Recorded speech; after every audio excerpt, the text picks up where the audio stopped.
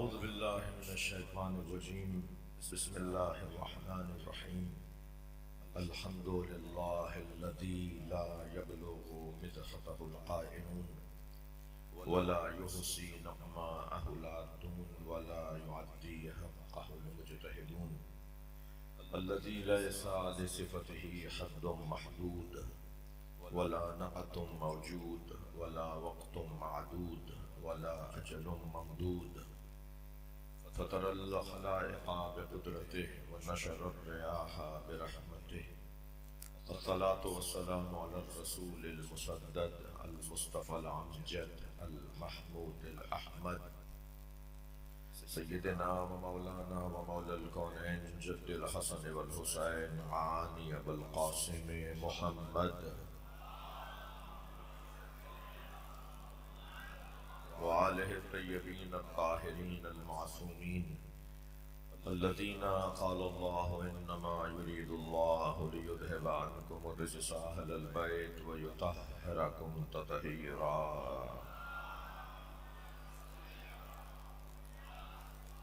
ولعنة الله على أعدائهم أجمعين من يوم عداوتهم إلى قيام يوم الدين أما بعد قال الحكيم في قرآن الكريم بسم الله الرحمن الرحيم هل أتى على الإنسان حين من الدهر لم يكن شيئا مذكورا إنا خلقنا الإنسان من نطفة أمشاج نبتليه فجعلناه سميعا بصيرا إنا هديناه السبيل إما شاكرا وإما كفورا صلوات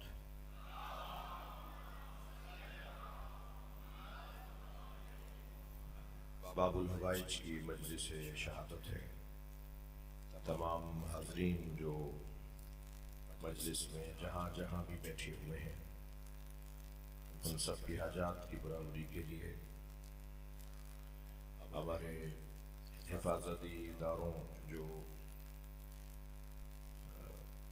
ہمارے حساس اور حفاظتی ادارے ہیں ان کے ذمہ داروں اور پولیس کا محکمہ بلدیہ کا محکمہ اور خاص طور پر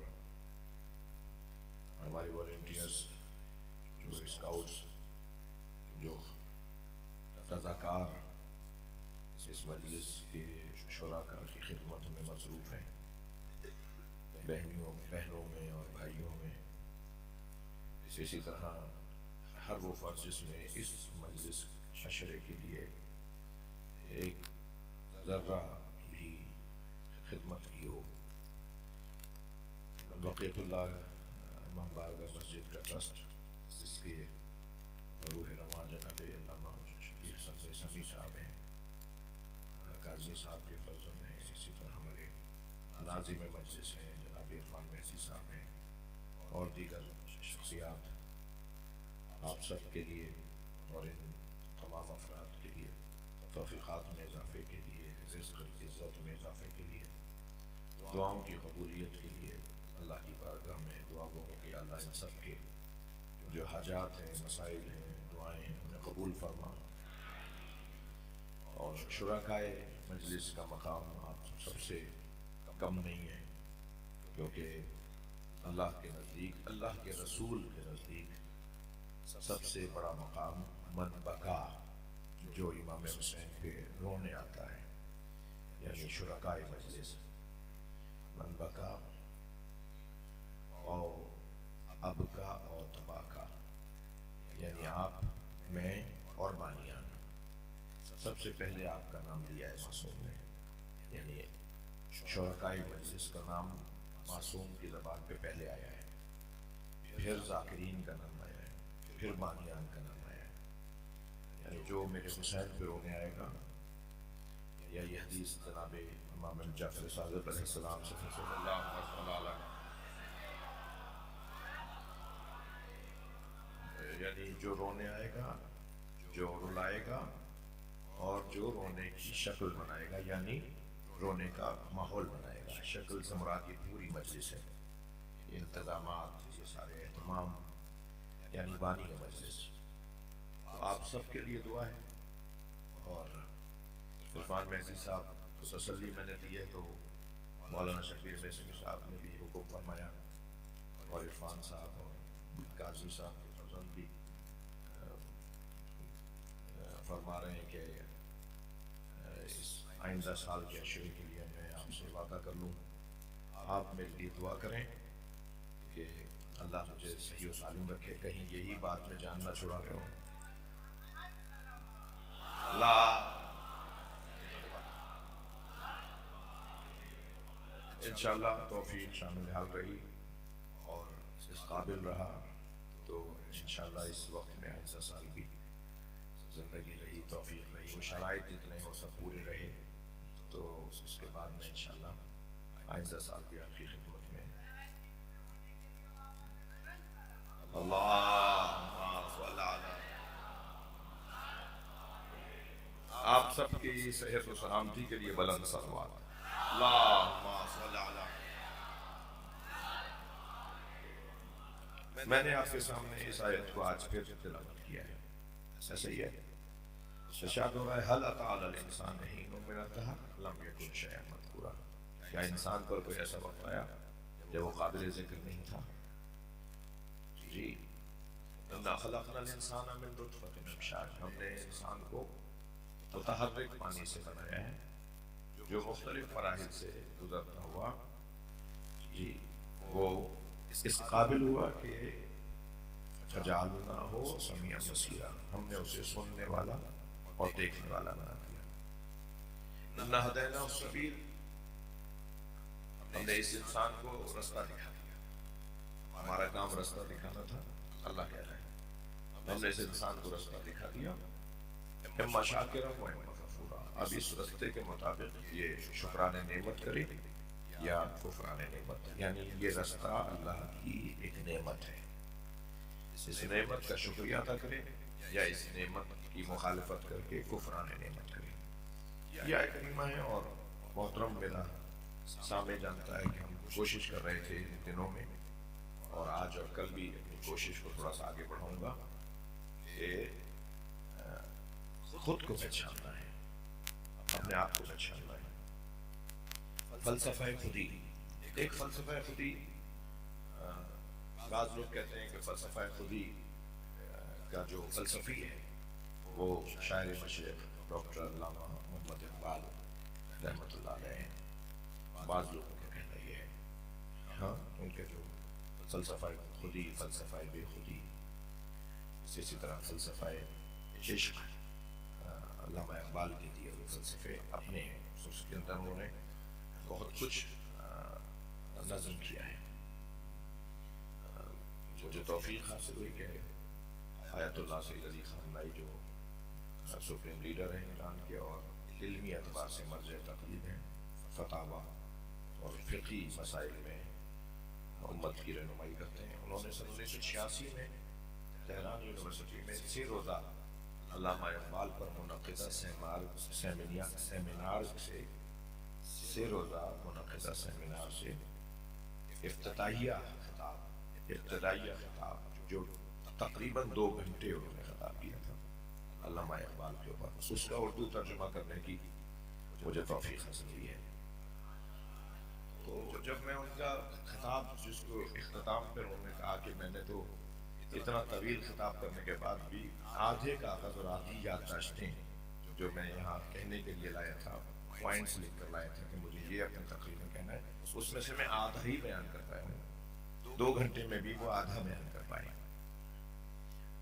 تو جب کتاب چھپی ہے ان کی تقریر کی تو اس کے حاشیے میں ان کے اس مؤسسے نے وہ پوائنٹس کچھ ڈالے ہیں جو وہ بیان نہیں کر پائے، مگر جب کتاب کا جب ترجمہ مجھے اردو میں کرنے کی توفیق ہوئی تو وہ ظاہر ہے سب اس میں بہت زیادہ بڑی کتاب نہیں بنی ہے، پوری تقریر ان کی 70 صفحوں کی بنی ہے، 70 صفحوں کی ان کی تقریر بنی ہے جو ہم نے اردو میں ترجمہ کیا ہے۔ تو اس کا ترجمہ کرتے وقت بھی مجھے اندازہ ہوا کہ جو فلسفہ خودی محی الدین عربی نے پیش کیا ہے، جو فلسفہ خودی مولانا روم نے پیش کیا ہے، جو فلسفہ خودی آیت اللہ خمینی نے پیش کیا ہے، عرفا کے نام لے رہا ہوں، یعنی عرفانی ذوق سے، کیونکہ یہ جو موضوع ہے نا یہ عرفانی ذوق ہے۔ تھکے تو نہیں ہے؟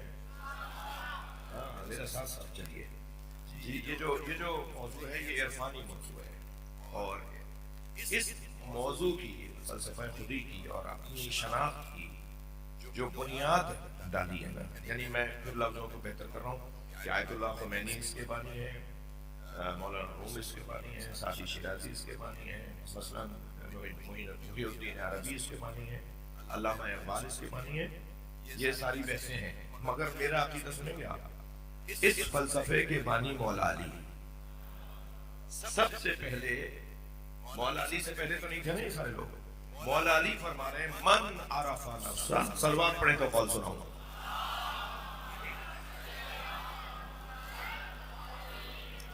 من عرف نفسہ فقد عرف ربہ، جس نے اپنے آپ کو پہچان لیا اس نے اپنے رب کو پہچان لیا۔ تو یہ جو اپنے آپ کو پہچاننے کا مولا نے کوئی دعوت دی ہے نا مولا علی نے، اصل کیا ہے، کن تو کنزن مخفیہ، حدیث قدسی میں اللہ ارشاد فرما رہا ہے میں چھپا ہوا خزانہ تھا، فاحببت ان اعرف، میں نے چاہا کہ میں پہچانا جاؤں، تو اللہ کی جو چاہت ہے، اس کی جو منشا ہے، اس کی جو مشیت ہے، اس کی جو مرضی ہے، وہ یہ ہے کہ وہ پہچانا جائے۔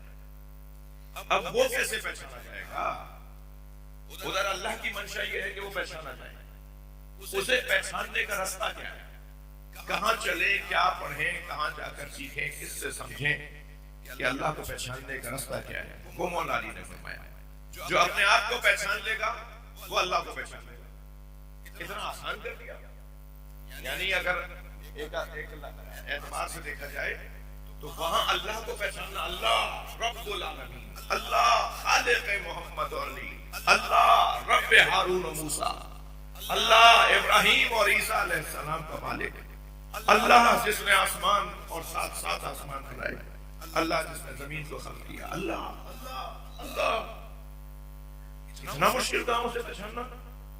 مولانا سے ایک زاویے سے دیکھیں آسان کر دیا، یعنی ایک آدھا ان بچوں کے زمان میں کو حلوہ بنا کے ہمیں دیا کہ لو حلوہ، آسان ترین کام، جس نے اپنے آپ کو پہچان لیا، یعنی ایک زاویہ نگاہی ہے، جس نے اپنے آپ کو پہچان لیا اس رب کو پہچان لیا، تو آسان ہو گیا۔ بھائی کہاں آسان ہو گیا؟ سلوات پڑھیں ذرا محمد و آلہ۔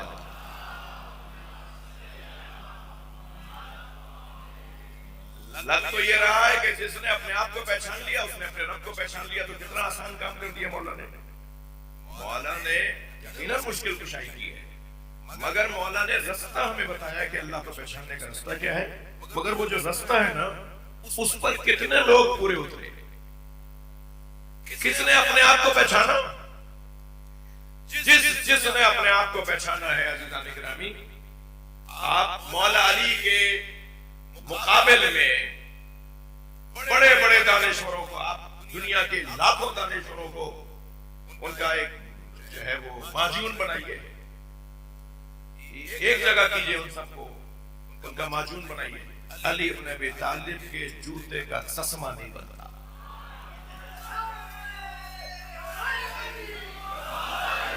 میں نہیں کہہ رہا، میخائیل رمضان مسیحی ادیب ہے جو لبنان کا رہنے والا ہے اور جس نے سینکڑوں ادبی کارنامے انجام دیے، عربی ادب کے سینکڑوں ادبی کارنامے انجام دیے۔ اسے مصر میں ایک سیمینار میں ناظم جلسہ نے، سیمینار کے ناظم نے، جیسے ابھی مجھے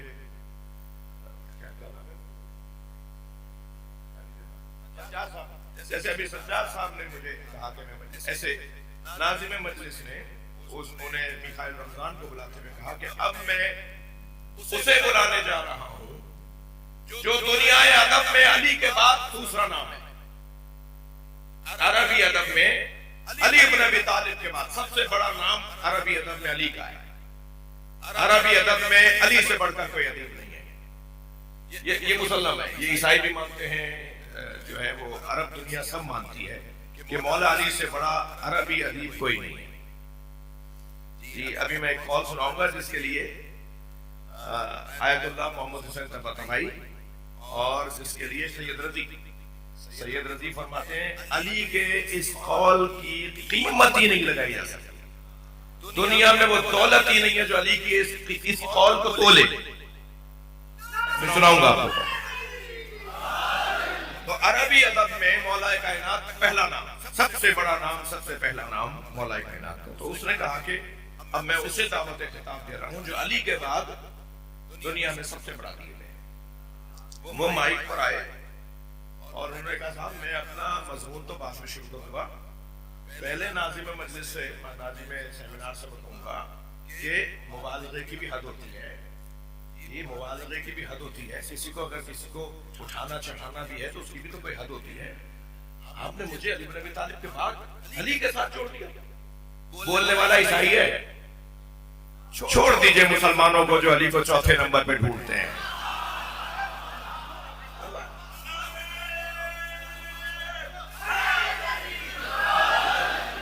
تکلیف ہوتی ہے. بلند کر صلوات پڑھ لیں محمد و آل محمد.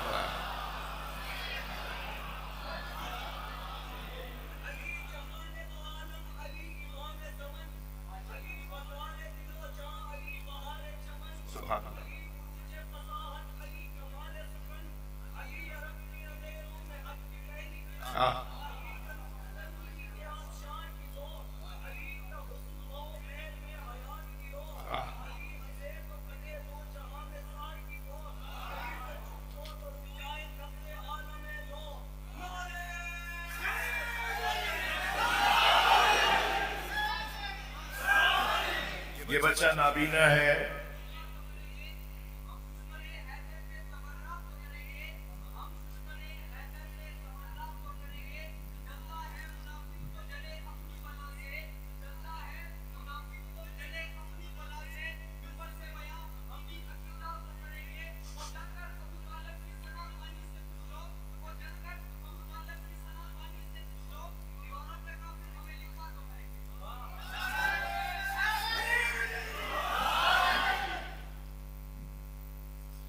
بولیے کیا کہہ رہا تھا میں؟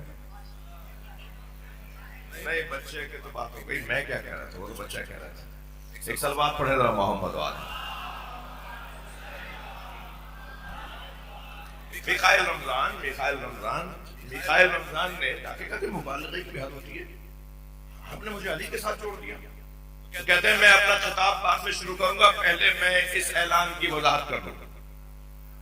وہ ناظم کے لیے کہتے ہیں میں اس اعلان کی وضاحت کر دوں گا. وہ کہتے ہیں کہ ایک قوی ہیکل وجود تصور میں لاؤ. ایک دراز قوی ہیکل وجود تصور میں لے کر آؤ. اس قوی ہیکل جو پہاڑوں کے برابر، جو دنیا کو دور سے نظر آتا ہو، اسے تصور میں لاؤ. اس کے پیروں میں جوتا تصور میں لاؤ اور اس جوتے میں تسمے تصور میں لاؤ اور تسمے میں 100 تار تصور میں لاؤ. اور پھر سوچو کہ وہ قوی ہیکل وجود علی ہے، ان کے پیروں میں جوتا، جوتے میں تسمہ، تسمے میں 100 تار، میں ایک تار کے برابر نہیں.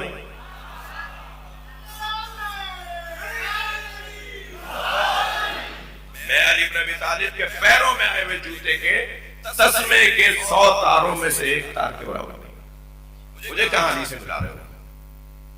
وہ کہتے ہیں کہ میں نے، اگرچہ میرا موضوع نہج البلاغہ نہیں ہے، آئندہ اگر اسی عشرے کا عنوان ہم نہج البلاغہ بھی کراتے ہیں تو نہج البلاغہ پہ کوئی 20-30 مجلسیں میں طالب علم پڑھ سکتا ہوں. صرف نہج البلاغہ میں ہے کیا؟ وہ کہتے ہیں میں نے نہج البلاغہ کو دوست تھک گیا.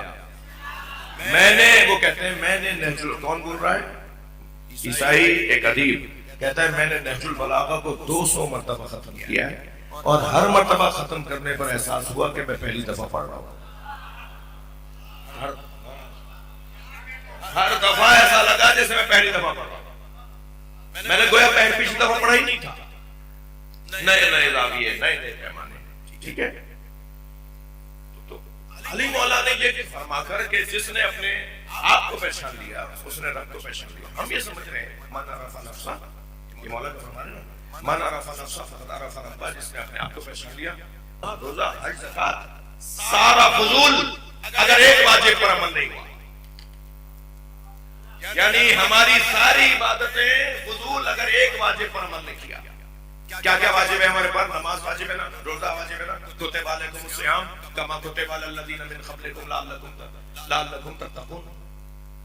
تم پر روزوں کو ایسے فرض کیا جیسے تم سے پہلے والی امتوں پر فرض کیا تھا تاکہ تم متقی جاؤ. روزہ کتب علیکم. جی مومنین کے اوپر نماز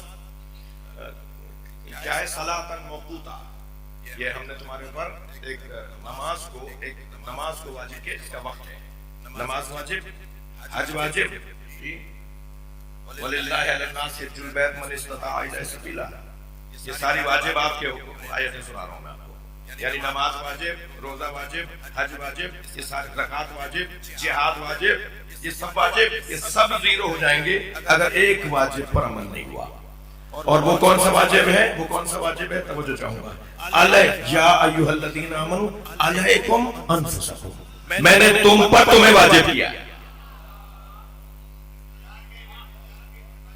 بغیر اپنے آپ کو پہچانے پڑھتے رہو نمازیں، بغیر اپنی معرفت کے رکھتے رہو روزے. جو اپنے آپ کو پہچان کر نماز پڑھتا ہے، جو اپنے آپ کو جان کر روزہ رکھتا ہے، پھر اس کا روزہ وہ روزہ ہوتا ہے. اللہ اکبر. کہ اگر وہ ارادہ کرے تو چاند سورج ڈوبنے میں دیر ہو جائے، اگر وہ چاہے تو سورج ہی نہ نکلے.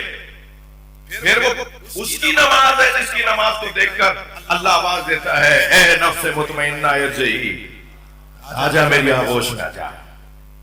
یہ جو صلاۃ معراج المومن ہے، جب یہ حدیث ہم سنتے ہیں تو سمجھتے ہیں ہمارے لیے. صلوات پڑھے نا محمد و آلہ.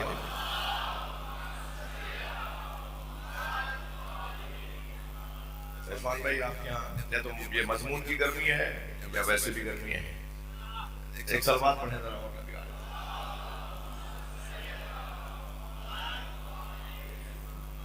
جو ہے وہ ایک اور صلوات.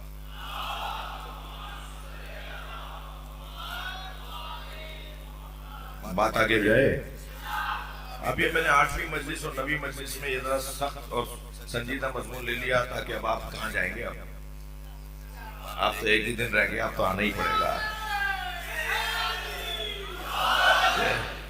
یہ ہم جو سنتے ہیں نا الصلاۃ معراج المومن،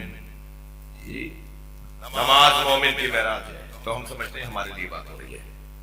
میں اپنے لیے بات کر رہا ہوں، ممکن ہے آپ میں کوئی ہو ایسا کہ جس کے لیے بات ہوئی ہے، لیکن معمولاً مجھ جیسے لوگ سمجھتے ہیں کہ یہ ہمارے لیے بات ہو رہی ہے. یہ کون سا مومن ہے؟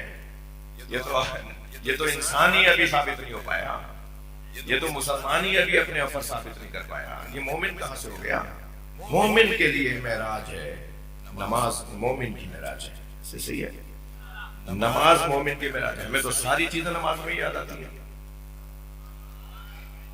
ہمیں تو بھائی ساری بھولی ہوئی چیزیں نماز میں یاد آتی ہیں. یہ معراج ہے، یہ مومن ہے جیسے سب کچھ نماز میں یاد آ رہا ہے. مومن وہ جس کے لیے نماز کو معراج قرار دیا گیا ہے، وہ مومن ہے جو حالت سجدہ میں ہو تیر نکال لیا جائے احساس ہی نہ ہو. اس مومن کی بات ہو رہی ہے.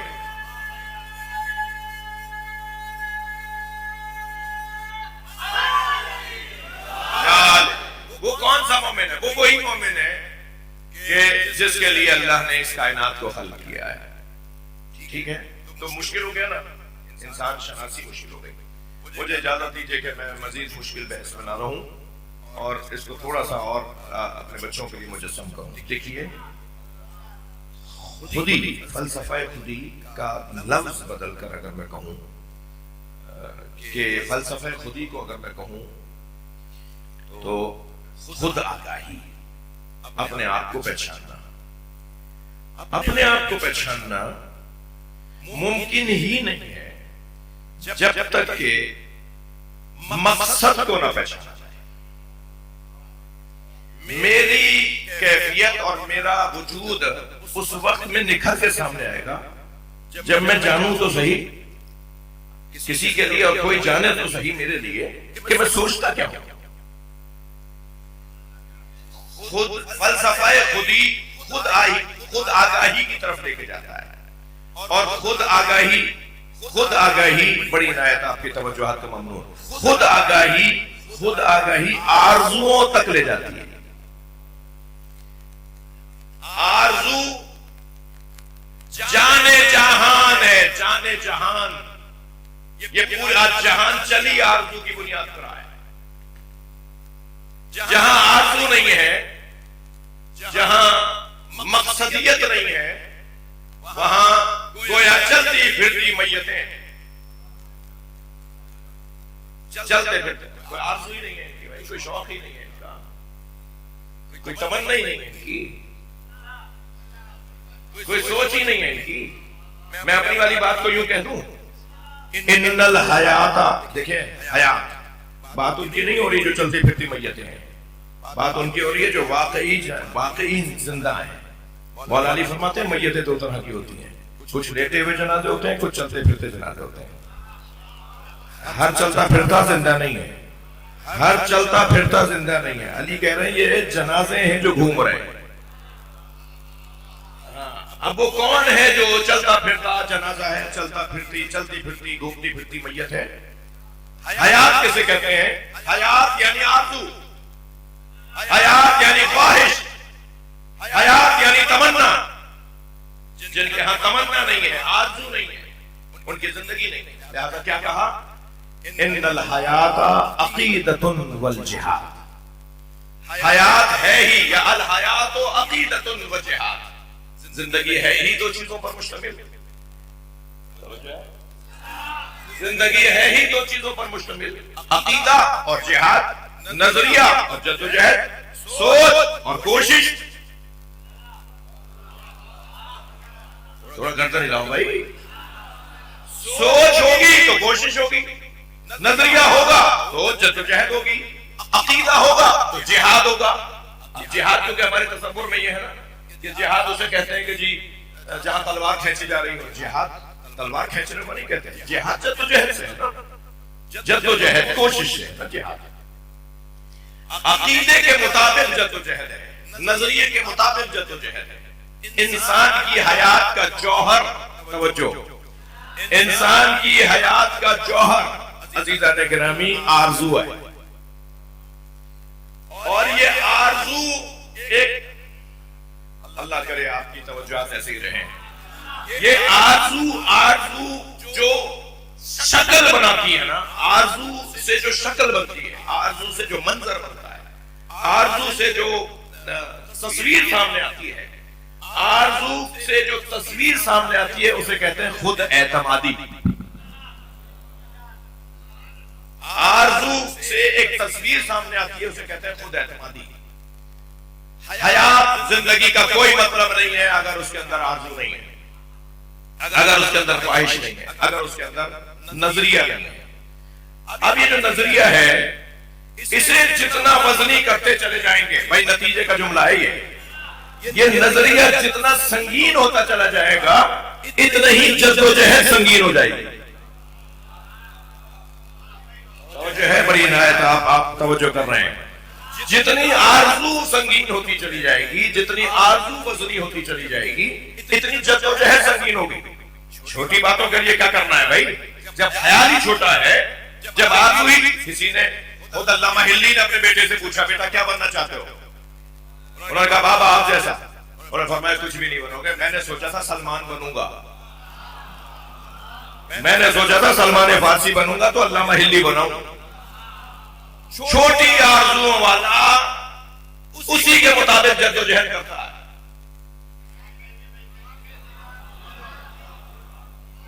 چھوٹی آرزوؤں والا اسی چھوٹی آرزو کے مطابق، جس کو چاہیے ایک روٹی، کیا پریشانی ہے؟ اسے کیا کرنا ہے بھائی؟ اسے تو ایک روٹی چاہیے۔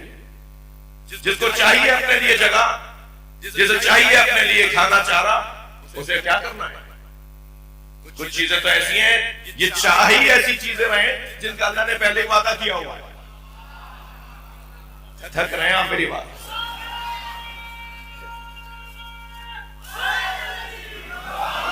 کچھ لوگوں کی تو خواہش ہی وہ ہے جس کا اللہ نے پہلے سے کچھ کرنا ہی نہیں پڑے گا انہیں۔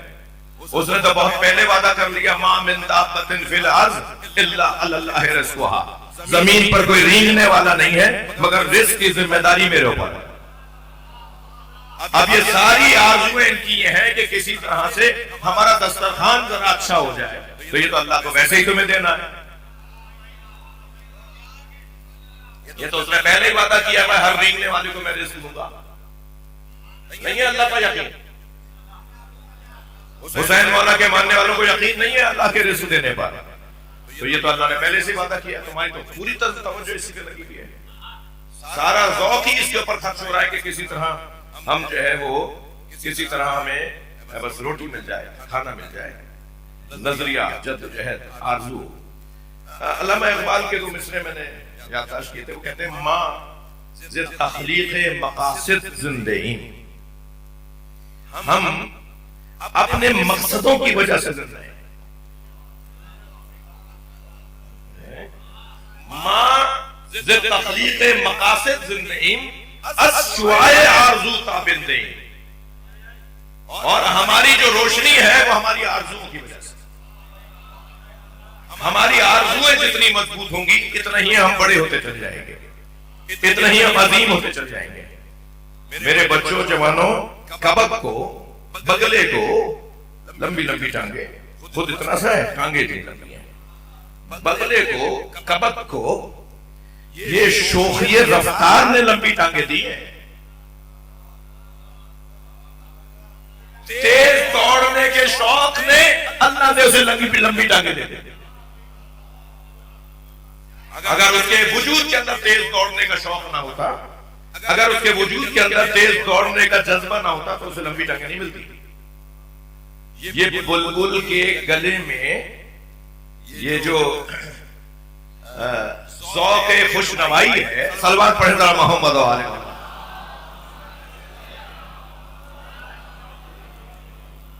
برداشت کیجئے بھائی، گرمی کو برداشت کیجئے۔ عرفان بھائی کو دیکھ دیکھ کے مجھے اور گرمی لگ رہی ہے، یعنی کہوں تو کس سے، صلوات اور نبی اور آل نبی۔ ہاں کچھ ہوا ہے، کچھ ہوا ہے۔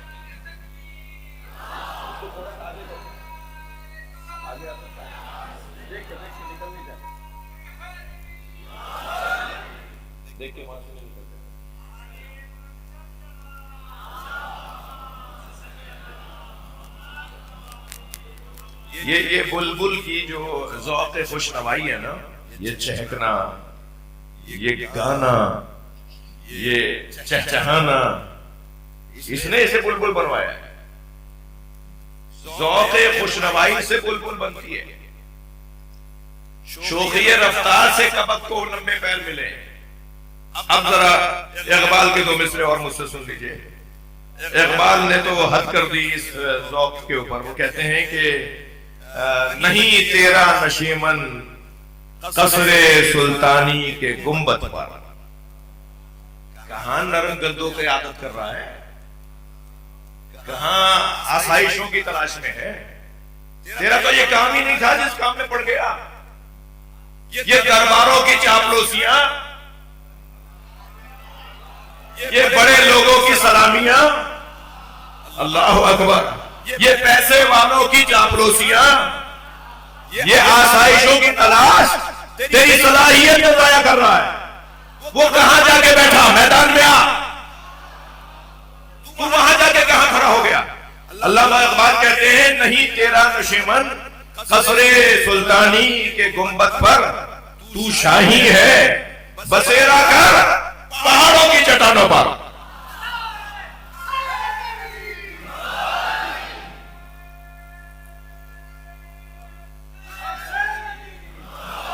بھائی میں ان دو مصروں سے کوئی استفادہ چاہ رہا ہوں۔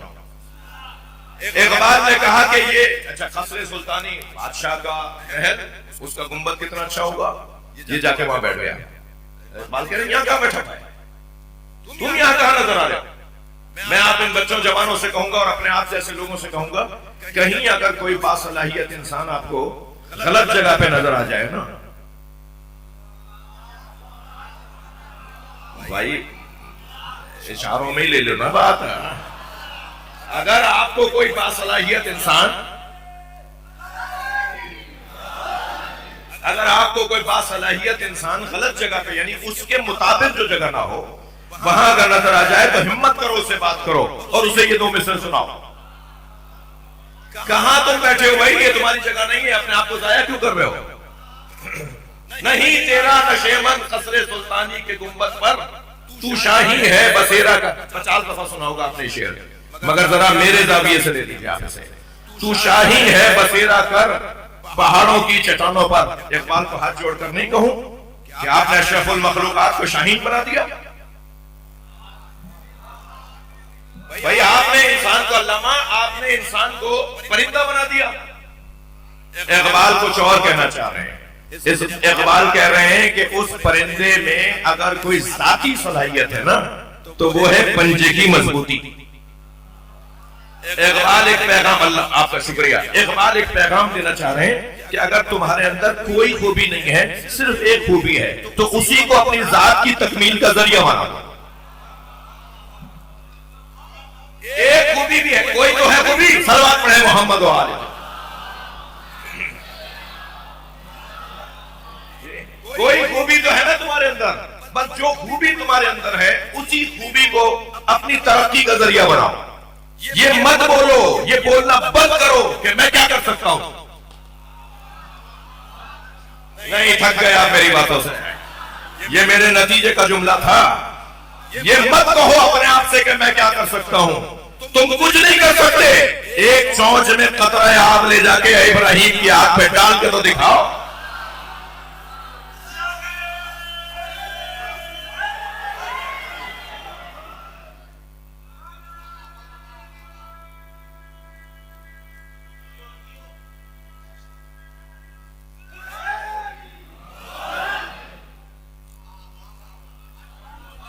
ایک صلاحیت بھی اگر کسی میں ہے اس صلاحیت پہ بھروسہ کرے۔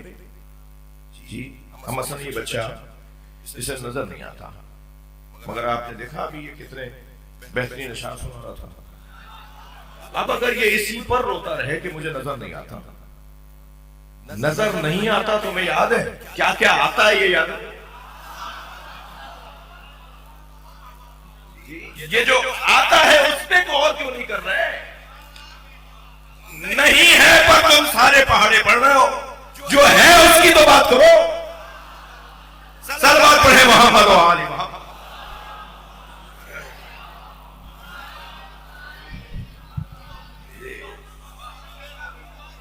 فلسفہ خودی، اپنے اوپر اعتبار، اپنے اوپر اعتماد، خبردار مایوسی کی باتیں کرنے والا علی والا نہیں ہوتا۔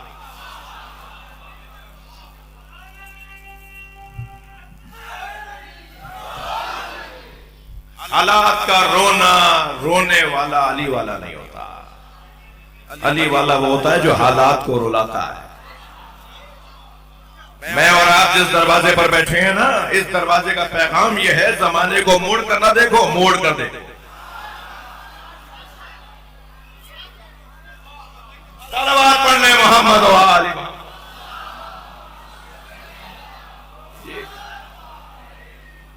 اعتماد کرو اپنے اوپر، بھروسہ کرو، کوئی بات نہیں، ایک دفعہ فیل ہو گئے تو دوبارہ پیپر دوں گا، ایک دفعہ انٹرویو میں رہ گیا تو دوبارہ کوشش کروں گا، ایک دفعہ مجھے ناکامی کا اگر ملا تو میں ہمت نہیں ہاروں گا۔ صرف تلوار کا میدان ہی تو نہیں ہے جس میں علی ڈٹنے کی بات کر رہے ہیں، ہر میدان میں علی والا ڈٹا رہتا ہے۔ اس مجلس کا اور اس عزاداری کا اور اس عزا خانے کا اور ایام عزا کا پیغام ہی یہ ہے کہ اگر تم 72 بھی ہو نا تو لاکھوں پہ غالب آ سکتے ہو۔ بتائیے کون غالب آیا، کون جیتا؟ جنہوں نے سر کاٹے تھے، جن کے سر کٹے تھے، جنہوں نے سر کاٹے تھے وہ غالب آئے۔ آج ان کا نام رکھنے کو کوئی تیار نہیں۔ یزید نام کا ڈھونڈنے سے ملے گا آپ کو، عمر سعد کے نام کا ڈھونڈنے سے ملے گا، شمر کے نام کا ڈھونڈنے سے ملے گا، مگر کون سا گھر ہے جہاں حسین نہیں ہے؟ کون سا محلہ ہے جہاں حسین نہیں ہے؟ اور کسے کہتے ہیں کامیابی؟ مدن کو تو ویسے ہی جانا تھا، تقاضۂ بشری کے تحت تو سرکار تو جہاں بھی 63 سال کی عمر میں چلے گئے، تقاضۂ بشری کے تحت تو انبیاء کرام چلے گئے، چاہے 2500 سال جی ہوں، 2500 سال جیتے نا، اور کتنا جیو گے؟ حضرت نوح 2500 سال تک زندہ رہے، مگر 2500 سال ہو گئے نا پورے، مگر حسین کی عمر بتاؤ۔ میں لفظوں کو اور بہتر کروں، حسین کا تو 6 مہینے والا بچہ ایسا کام کر گیا کہ آج تک اس کی عمر رکی ہوئی ہے، اب بھی 6 ماہ ہے وہ۔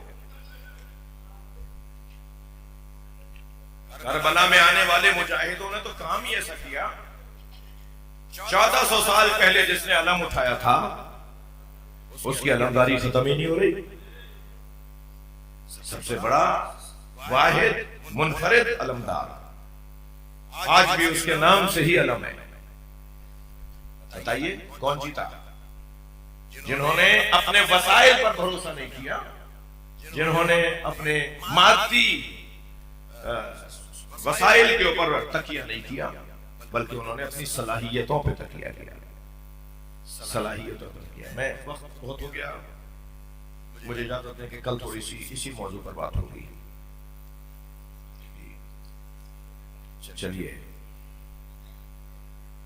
آج 8 محرم میں کتنے ہی لوگ آئے ہوئے ہیں جو اپنی مرادیں بڑھانے آئے ہیں،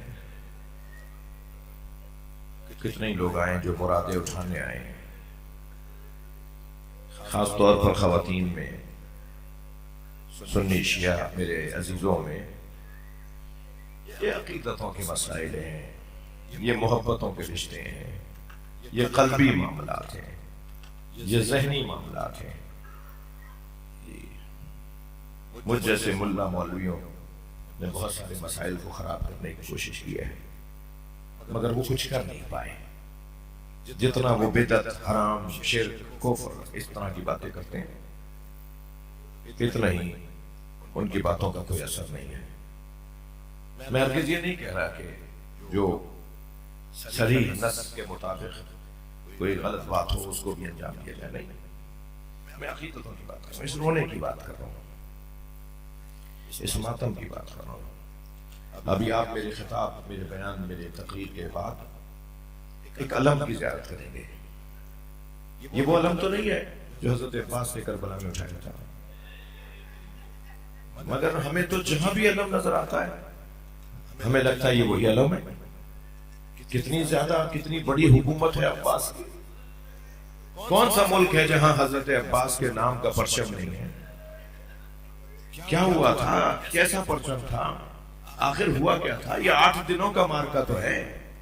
2 محرم کو شروع ہوا، 10 محرم کو ختم ہو گیا. یہ 8 دن تک جو علمدار رہا اب قیامت تک علمدار ہے. کیا کیا اس نے؟ اس وجود نے اس علم کو گرنے نہیں دیا. اپنی جان دے دی، اپنے بازو دے دیے، اپنے سر پہ گرز لے لیا، مگر اپنے اصولوں سے ہاتھ نہیں اٹھایا، اپنے عقیدے سے ہاتھ نہیں اٹھایا، اپنے نظریے سے ہاتھ نہیں اٹھایا. ہاں تبھی تو آج تک حضرت عباس ہمارے دل و دماغ کے حاکم نظر آتے ہیں. تمام فرقوں سے، مسلکوں سے بالاتر ہو کر بات کر رہا ہوں. حتیٰ میرے ہندو برادری کے دوست بھی آئے ہوئے ہیں مجلس میں، ان کے اپنا انداز ہے مولا سے وابستگی کا. اب مفتی صاحب کوئی بھی فتویٰ دیتے رہے، وہ کہیں مفتی صاحب آپ کو مانتے ہی نہیں ہے، میرا معاملہ مولا عباس سے کچھ اور ہے، میرا معاملہ مولا عباس سے کچھ اور ہے. آپ اپنے مسلمانوں کو فتوے سنائیے. ہاں علم کی زیارت کرنے آیا ہوں. کہاں لے جائیں گے اس جذبے کو؟ وہ اللہ نے جو کہا ہے نا قرآن مجید میں، ان الذین آمنوا وعملوا الصالحات سیجعل لهم الرحمن ودا. صاحبان ایمان اور صاحبان کردار کی محبت اللہ دلوں میں ڈالتا ہے. یہ جو کربلا والوں کی محبت اللہ نے دلوں میں ڈالی ہے نا، یہ اللہ نے ڈالی ہے تو کوئی نکال نہیں سکتا. ایک ہمارے دوست نے مولانا، وہ مولانا عباس علی نشوی صاحب اللہ مقامہ نے ہمارے ایک دوست کو، اپنے شاگرد کو گھر میں ایک جگہ شرح پڑھنے بھیجا. وہ کہنے لگے کہ 8 محرم تک میں روزانہ سوچتا تھا مولانا نے مجھے کہاں بھیج دیا. 5 آدمی آ کے بیٹھ جاتے ہیں. 8 محرم تک میں یہ سوچتا رہا مولانا نے مجھے کہاں بھیج دیا. میں اگر وہاں ہوتا تو اتنے لوگ ہوتے، وہاں ہوتا تو اتنے لوگ ہوتے. لوگ ہی نہیں آتے، 5 آدمی آ جاتے روزانہ مجلس میں. کہنے لگے 9 محرم کو جب میں مجلس پڑھنے گیا تو میں اپنے اوپر شک کرنے لگا میں کہاں گیا ہوں. کم سے کم کوئی 10 ایکڑ کا پلاٹ تھا، وہ مردوں اور عورتوں سے بھرا ہوا تھا. میں نے کہا کہاں لے آئے ہو مجھے؟ یہیں جہاں روزانہ آتے ہیں. کہا کل تک تو 5 آدمی آ رہے تھے. کہا یہ سارے ہندو ہیں، یہ سارے ہندو ہیں. یہ آج 9 محرم کو علی اصغر کا جھولا اٹھانے آئے. کہاں لے جائیں گے اس محبت کو؟ آپ کیا کریں گے اس کے ساتھ؟ یہ اللہ نے دلوں میں حسین مولا کی محبت ڈالی.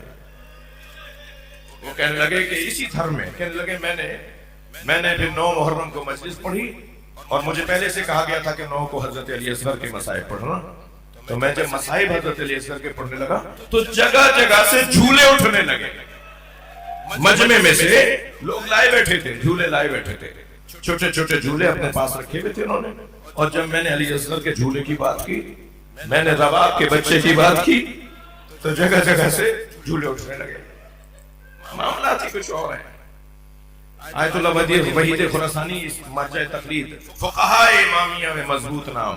وہ کہتے ہیں اگر کوئی گناہگار مجلس میں آئے اور حسین کا نام سن کے رو لے اور مجلس سے باہر جائے تو تمہیں حق نہیں ہے اسے ویسے ہی گناہگار بولو جیسا تم نے پہلے اسے گناہگار جانا تھا. اس لیے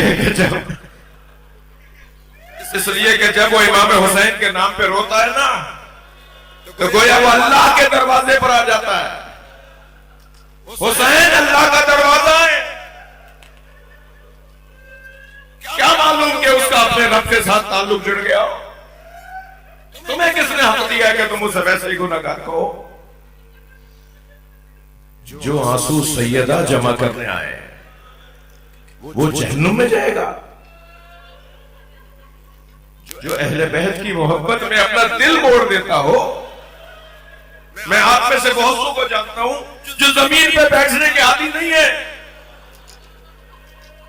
سال بھر میں شاید ان 10 دنوں کے علاوہ بہت چہلوں کے علاوہ وہ جوتیاں اتار کے ایسے بیٹھنے کے عادی نہیں ہے. مگر کون سی چیز ہے جو انہیں ان کی ذات سے ہاتھ اٹھوا رہی ہے, انہیں انانیت سے ہاتھ اٹھوا رہی ہے, انہیں خود پسندی سے ہاتھ اٹھوا رہی ہے؟ وہ امام حسین کا کربلا کی زمین پر خاک و خون میں غلطان ہونا. جناب زینب نے دیکھا تھا نا اپنے بھائی کے لاشوں کو تو فرمایا تھا مرمل بالدماء. بی بی زینب کا جملہ ہے, نانا یہ آپ کا حسین خاک اور خون میں لپٹا ہوا ہے. یہ جناب اجرکم اللہ, یہ جناب زینب کا جملہ ہے, نانا یہ آپ کا حاضر حسین, یہی وہ حسین ہے جیسے زبان چوساتے تھے, یہی وہ حسین ہے جیسے دوش پہ بٹھاتے تھے, جسے اپنے سینے پہ لٹاتے تھے. یہ خاک اور خون میں غلطان ہو گیا ہے. اور صرف اتنا نہیں بولا, اتنا نہیں فرمایا مقطع الاعضاء. نانا آ کے دیکھیے آپ کے حسین کے جوڑ علیحدہ کر دیے.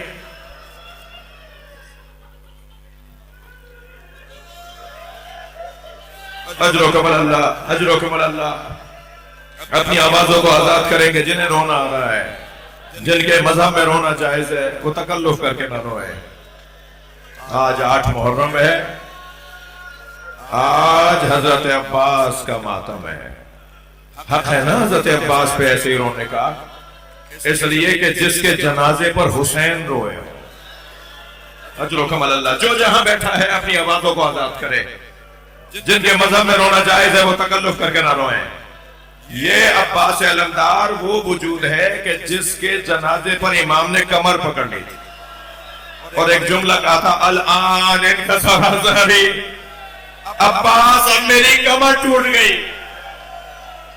وقلت حیلتی, اب میرا حوصلہ نہیں ہے زندہ, میں حسین اب زندہ نہیں رہنا چاہتا.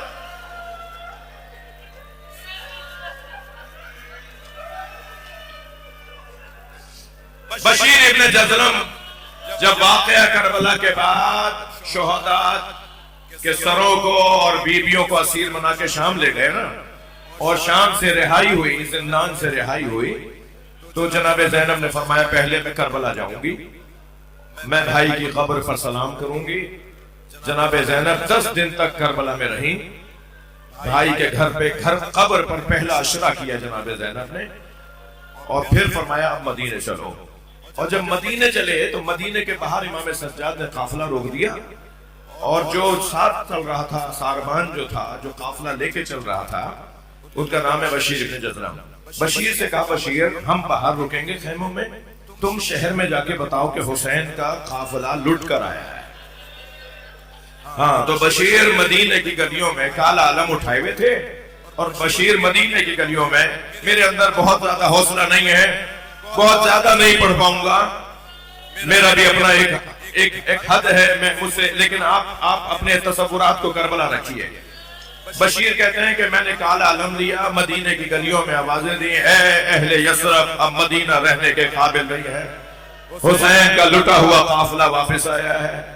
کہنے لگے میں محلہ محلہ ہوتا ہوا جب محلہ بنی ہاشم میں پہنچا، اور محلہ بنی ہاشم کی پہلی گلی میں میں نے قدم رکھا اور آواز لگائی کہ اے مدینے والوں مدینہ رہنے کے قابل نہیں ہے، تو ایک گھر کا دروازہ کھلا، میں نے دیکھا اس گھر سے قوی ہیکل بی بی باہر آئی، دراز قد بڑی ہیکل والی مضبوط بدن والی ایک بی بی باہر آئی، اور وہ بی بی آگے بڑھ کر جب آگے بڑھی تو میں نے دیکھا کہ وہ قوی ہیکل بی بی اس نے ہاتھ میں عصا لیا ہوا ہے اور دوش پر ایک بچہ بٹھایا ہوا ہے، ایک بچہ ان کے کاندھے پر بیٹھا ہوا ہے۔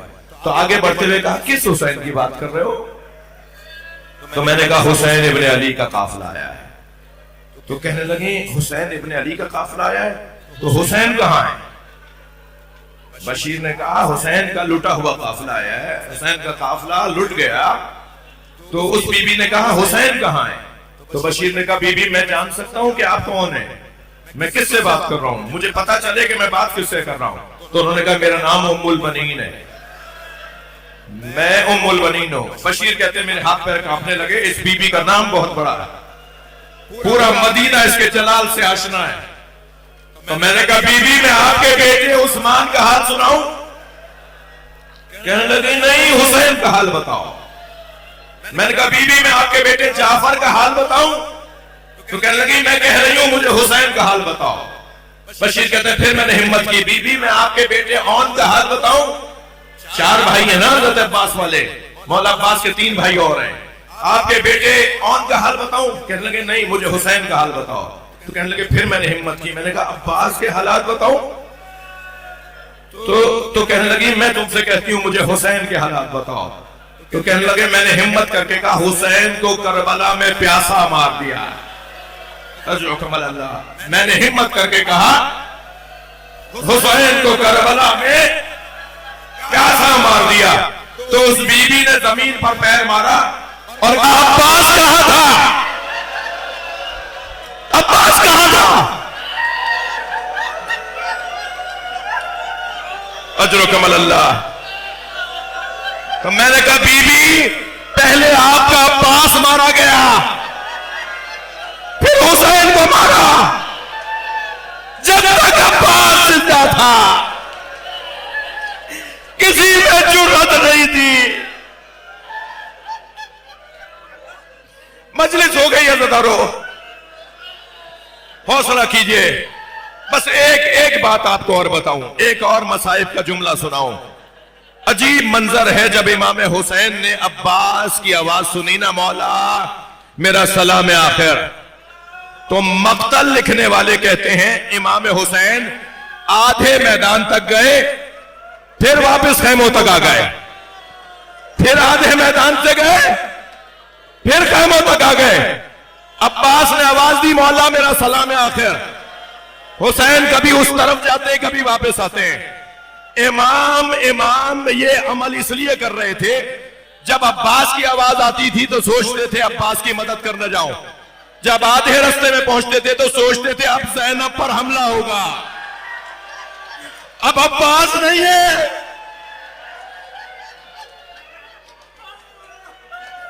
یا حسین